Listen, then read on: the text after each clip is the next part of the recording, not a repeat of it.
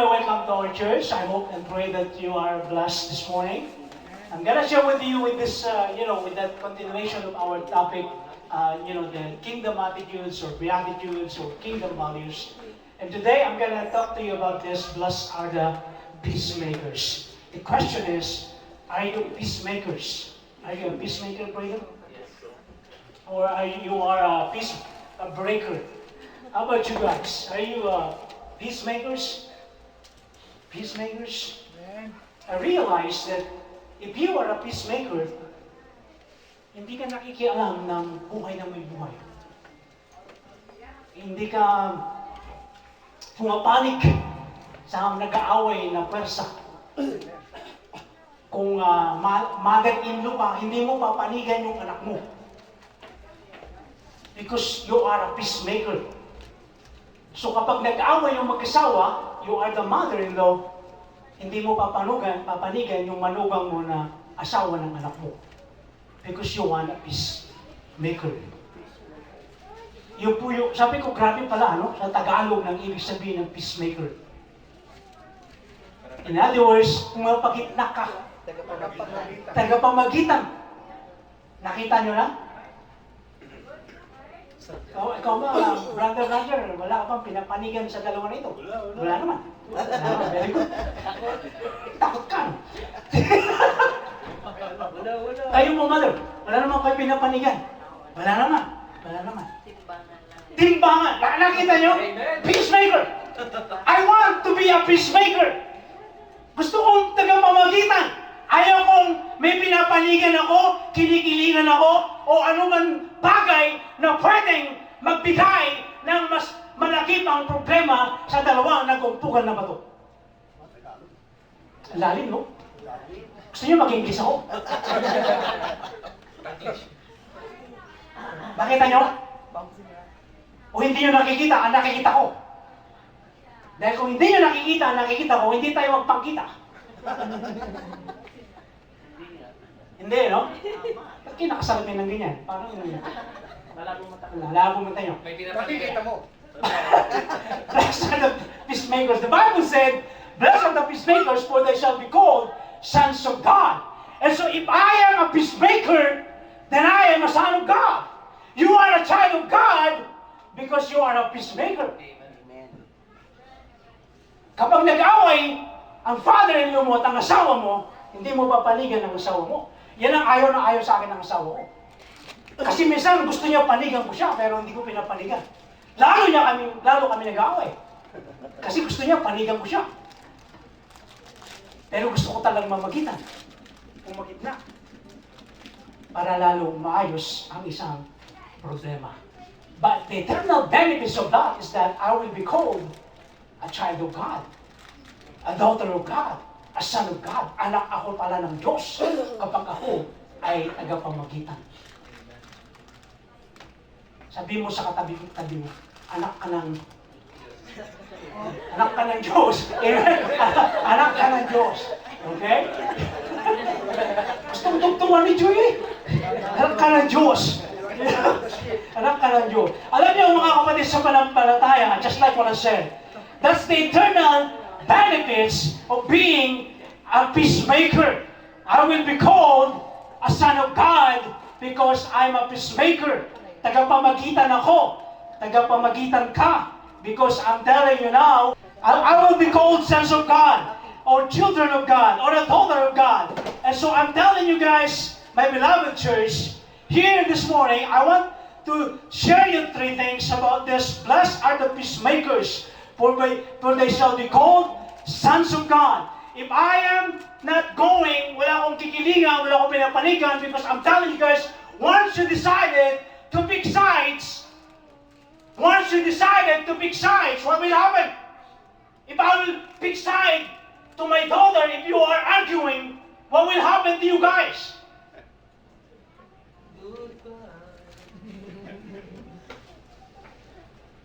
Of course, I will pick side. She's my daughter.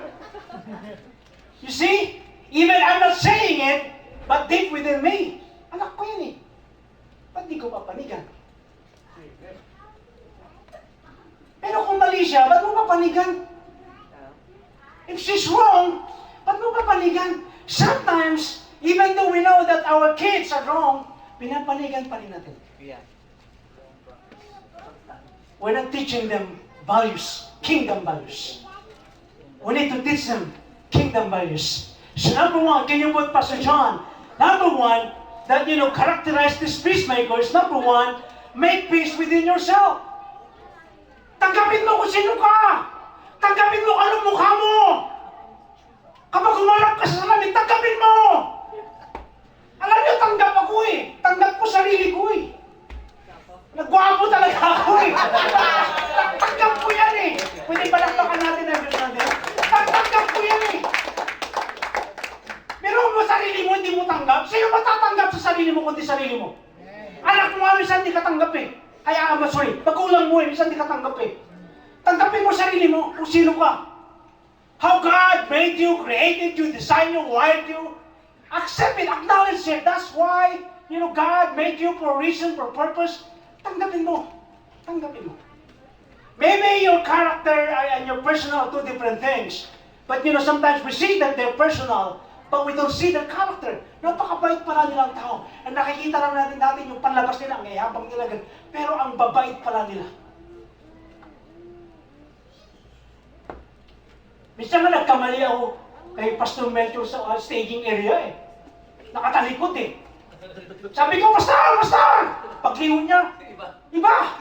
Eh pareho ka lang buhok eh. Sorry mo to. Pareho din ang katawan eh.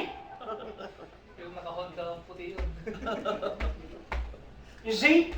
Sino pa tatanggap sa'yo? Kung hindi sarili mo. That's why you need to accept who you are. The way God made you, that's it. You don't have to change anything. You don't have to change your eyes. Alam nyo, hindi naman masamang magpaganda eh. Tinanong ako ng asawa ko one time, nung may timpa ako, sabi nung mahirap pa kami, sabi ng asawa ko, Tan, anong gusto mong baguhin sa mukha mo? Sabi ko, yung ilong ko maliit masyado eh. Gusto kong magpagandang lalaki, magpatangkad sana kung pwede. Sabi niya, may pera ka ba? Wala eh. Ay, tanggapin mo na, nagingin pa talaga. Alam niyo, ulitin ko, hindi po masamang magpaganda, magayos. Kung gusto may pera ka, magpaayos ka ng mukha. Uso naman ngayon yan. Pero ito nakakalungkot. Ito nakakalungkot. Pag nagpabago ka ng mukha, pagdating mo sa langit, hindi ka mamukha ng Diyos. Hindi ka Huyo. Sabi niya, huyo, iba mukha mo. Hindi ganyan nung nilikha kita. Iba na mukha mo. Tapos to, Delikado ka, Grace. Masususpend ka ulit eh. Ganyan eh. Nakita nyo na. Ano sabi dito? Sabi niya, make it your goal to live a quiet life, man. Minding your own business. Nakita nyo, gusto mong tahimik na buhay? Huwag kang makialam ng may buhay. Ito nga, hindi ko pinapakayaman ng buhay niya. Hindi ko rin pinapakayaman ng kwarto niya. You see, minsan, sobrang pakikialam natin, doon nagsisimula ang hiduan at awayan. Kaya huwag kayong makialam ng may buhay. Kung hindi kayo tatanungin, hayaan nyo lang sila. Ako, pag hindi mo ko tanungin, huwag kang mag-share, nahayaan ka. Kahit nakakapit ka na lang sa ugat, malalaglag ka na, at hindi ka humingi ng tulong ng help, malaglag ka, sige lang. Kasi hindi ka humingi ng tulong, hindi ka nakapag-usap eh. You see, sabi ni Paul, sabi niya, to live a quiet life, sabi niya, minding your own business. I like that. Pwede sabihin mo sa katabi mo, mind your own business. Ready, go.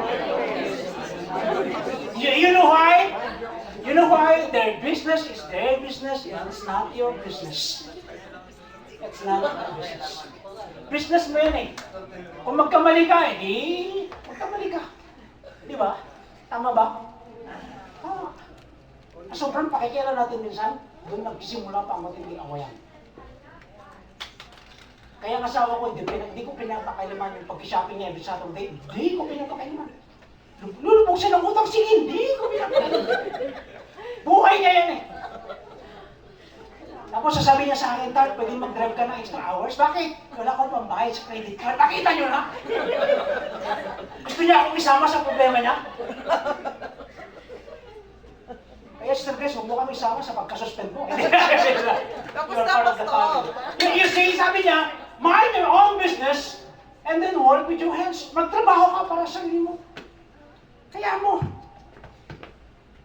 Alam niyo, naranasan naman natin na makialam na eh. Minsan nga lalong nag-aaway. Lalong nalalayo ang relasyon. Lalong nasisira ang mga relasyon. Sa pakikialam natin. Huwag nating, gusto kong gamitin ng word nito, huwag nating suprahan, yung tinatawag nating pakikialam sa tinatawag nating pakikiusyuso na rin. Gusto mong malaman kung anong nangyayari talaga sa buhay nila. Yung kunwari nadaan ka lang kasi gusto mong marinig. Mari.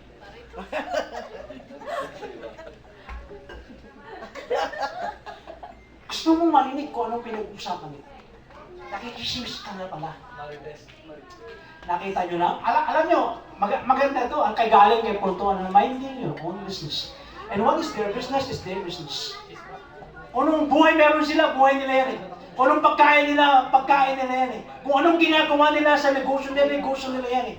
But because I want to live a peaceful life, tahimik at payapang pamumuhay, alam niyo ang sikreto dyan? Ulitin ko, sabi niya, mind your own business. Huwag kang pakialamero sa buhay ng may buhay. Huwag kang pasok ng pasok sa buhay ng iba. Huwag kang tira ng tira. Ayusin mo na lang ang buhay mo at mamuhay ka ng payapa at maayos at tahimik sa isang sulok ng daigdig na magulo. Magulo na nga eh. Makikigulo ka pa. Nakita nyo na? Ano tingin mo dyan? Pakailaman mo. Palikaw dito, no? Nakita nyo na? I like it when Paul said, mind your own business. Because mayroon din naman akong business eh. Ang dami mo na nga problema, ang dami mo na nga inaasikaso sa sarili mong buhay. Gusto mo bang dagdagan? Kaya tuloy yung problema nila, nagiging problema mo na rin. Sila dapat lang ang may stress, na-stress ka na rin. Kasi nga, nakialam ka. Alam nyo, huwag tayong, okay lang naman makialam eh. Basta lamang tama at mag-advise tayo ng tama. Merong word na ginamit, gusto kong gamitin dito eh. Yung nakikisaw-saw ka, sa problema lang may problema. Kaya yung stress nila, nagiging stress mo na rin. Sabi ni Pablo, sabi niya, ulitin ko, mind your own business. Number 2, sabi niya, make peace with others. To be a peacemaker, make peace with others. Sabi ni Pablo, ano po, sa Romans 12 verse 18, sabi niya, can we read together? Ready, go. If it is possible, as much as depends on you, live peaceably with all men. Ulitin natin, mahina. Let's read together. Ready, go. If it is possible, as much as depends on you, live peaceably with all men. The question here is it possible to live all men with peace? That's impossible. Kami nga mag-asawa, kami nga sa bahay namin. You know, I'm hanging, you know, my laundry here right now. Kami din sa pamilya namin eh. Hindi naman kami nabubuhay na palaging may peaceful life sa buhay loob ng bahay namin eh. Meron din naman kaming arguments eh. Meron din naman kaming batuhan ng pinggan sa bahay eh. At mga lagari at mga tinidor eh. Meron din naman eh. So sabi ni Pablo, in other words, that's impossible to achieve. But it doesn't mean na hindi mo posible na mamuhay ng tahimik at payapa, lalo na sa ating mga kasama at mahal sa buhay. Can you say amen to that? Hindi naman, okay lang, alam nyo, kami mag-asawa naman eh. Hindi naman, itong asawa ko pa, tayo. Minsan naman, hindi naman kami nag-uusap eh. Minsan naman, nagsasalubungan lang kami. Minsan sa hagdanan, gusto ko siyang itulak eh, pataas. Diba, pataas, sabi niya, pataas. Nakita niya. Kasi hindi na ako masakit ang tuhod niya. Nakita niyo? Imposible. Kaya sabi ni Pablo, sabi niya, depends on you. Intentional. In other words, you can do it intentionally to live a peaceful life if you wanted to. Kung gusto mong mamuhay ng tahimik at payapa at maayos, be intentional. Ikaw mismo. Kung gusto niyo palaging masaya, magulong pamumuhay sa mundo at maging tahimik, Intentionally, pwede pala. Pwede pala. Anong hakbang na pwede mong gawin dyan? Balikan mo yung sinabi ni Pablo, mind your own business. Alam niyo mga kapatid sa panampalataya, make it your ambition, sabi niya, goal to lead a peaceful life, a quiet life. Sinong ayaw ng mamuhay ng maayos? Gusto natin lahat. Tahimik. Sinong ayaw? Sinong gusto? Siyempre gusto natin lahat. Di ba?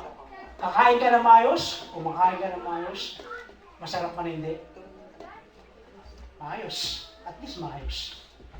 May mga sinasabi sa Facebook eh. Pero hindi, Happy wife. happy wife, Happy life. happy life, di ba? Sabi niya, no? May dagdag yun, Brother John. Happy food. Kapag masarap ang pagkain daw, tahimik, ano mo. Meron pa, sinasabi lang sa Facebook, nakita ko kahapon. Sabi daw, di bale daw na mahirap ang buhay, basta maayos ang pamilya. Ano pa, may dugtog, may nakalimutan ko sinasabi nila. Bahala saging, basta labing. Huwag na, balik mo na.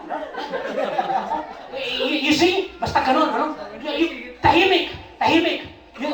Sabi nila, wag, kahit na wala kang pera, basta masaya daw sa mag-asawa, okay na daw. Pero hindi totoo yun. Hindi totoo yun.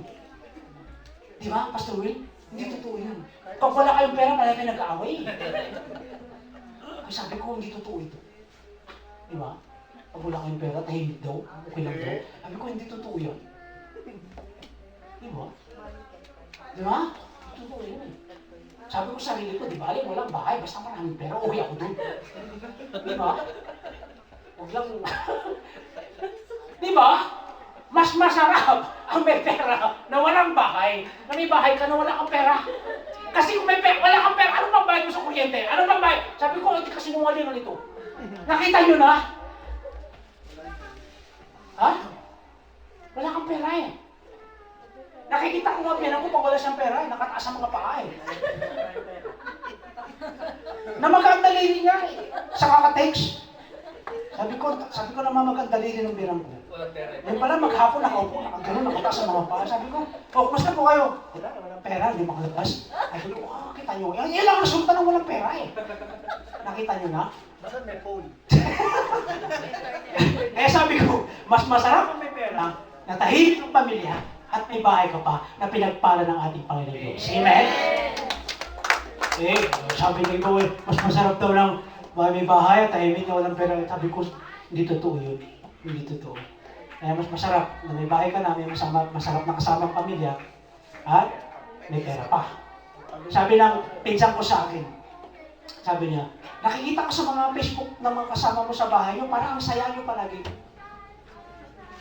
Kami daw, sa bahay, para daw ang saya namin palagi. Hindi totoo yun. Nagbabatuhan kami sa... Hindi totoo yun. Hindi.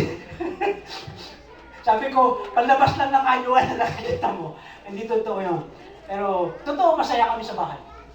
Yun po yung katotohanan. Pala kami nagtatawanan, pag lasing na sila lahat, nagtatawanan kami, nag-i-Inglesan na sila pag lasing na lahat. Hindi po sila nag-iinuman. Pero, nakita nyo na ano po, make peace within yourself. Ulitin ko, tanggapin mo kung sino ka, pinagpala ka ng Diyos, pinagpala ka ng magandang pamilya, maayos na pamumuhay. Tanggapin mo yan. Tanggapin mo rin kung ano yung wala sa'yo. Tanggapin mo rin kung ano meron sila. Tanggapin mo rin kung ano meron ka. In other words, never compare yourself with what you have and what others have in their life. And you will have a happy and peaceful life. Tahimik na buhay. Ba't ka maiinggit kung ano meron sila? Eh meron ka din naman na wala sila. Meron kang utang, wala sila. Ayaw magkumpara. Let's move on to the last one because may sports fest pa tayo.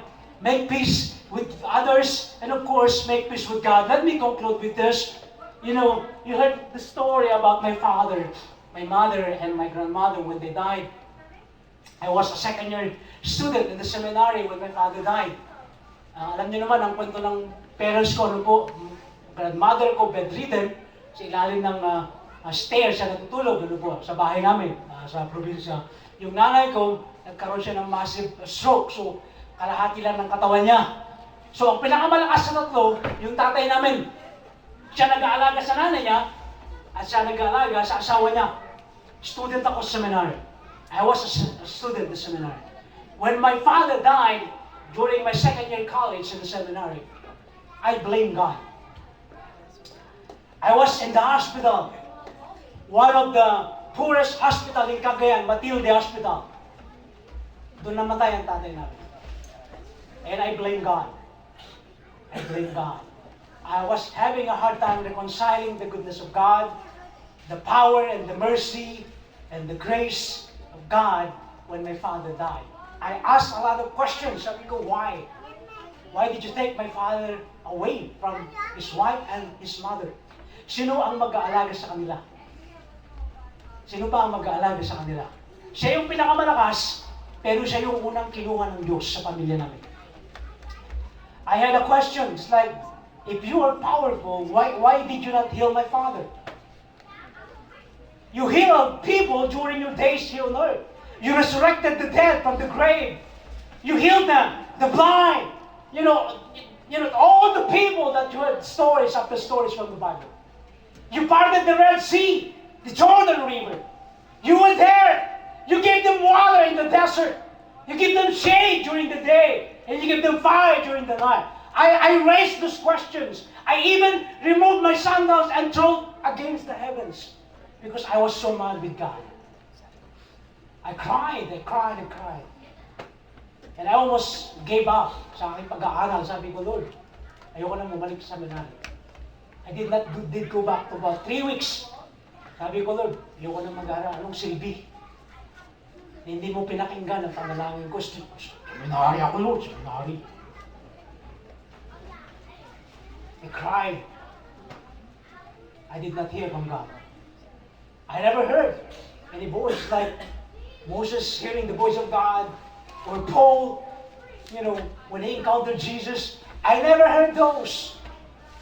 Wala. I cried to the Lord. 3 weeks later, I went back to seminary. 8 months later, my mother died. Do you see the pain and aches in my heart? Oh, I'm telling you. I could not paint it if I'm a painter. No way. 8 months, namatay ang nanay namin. And then 1 year later, namatay ang grandma namin. My prayer was that grandmother, mother, and father. But God said, your father, your mother, and your grandmother. He did the opposite.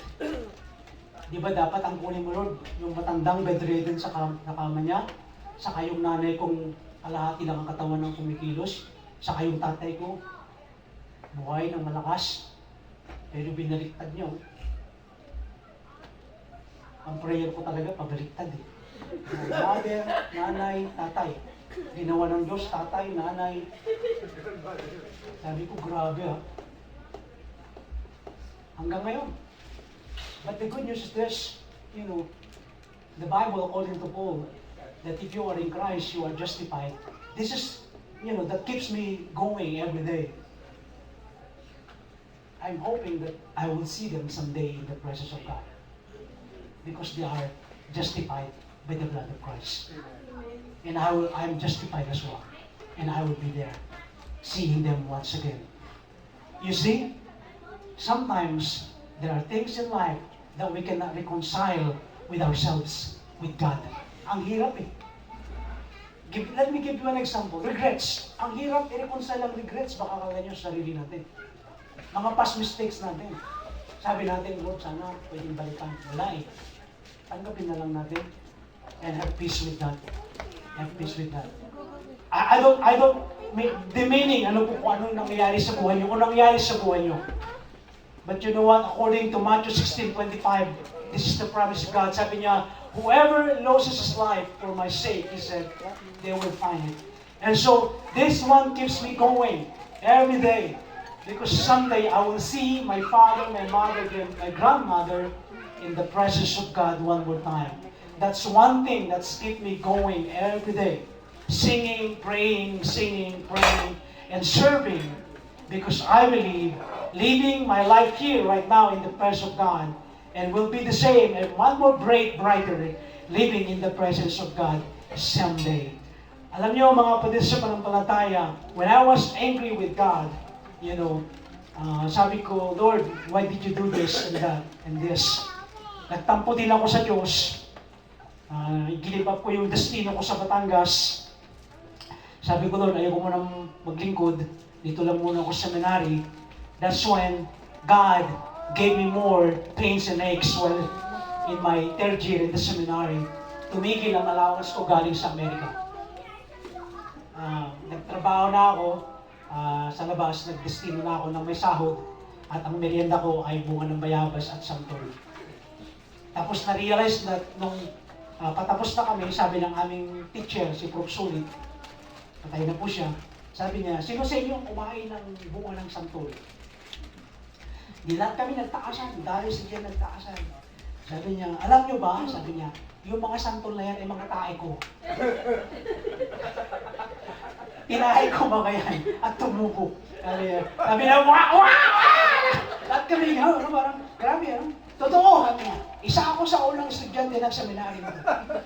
Kayo mga kinain yung santol, sabi niya, mga tae ko lahat siya. Sabi namin, Prof, yung mga mangga, ay hindi na. Hindi ko tayo na. Masyadong malalaki lang ito. Sabi na, pambira ka, Prof. My Paul here is one and the same. Marami nitong bayabas. Maraming bayabas, napakarami. My Paul is one and the same. Gusto mong tahimik na buhay? Gawin mo si Kristo ang sentro ng buhay. Let's all stand up and let's pray.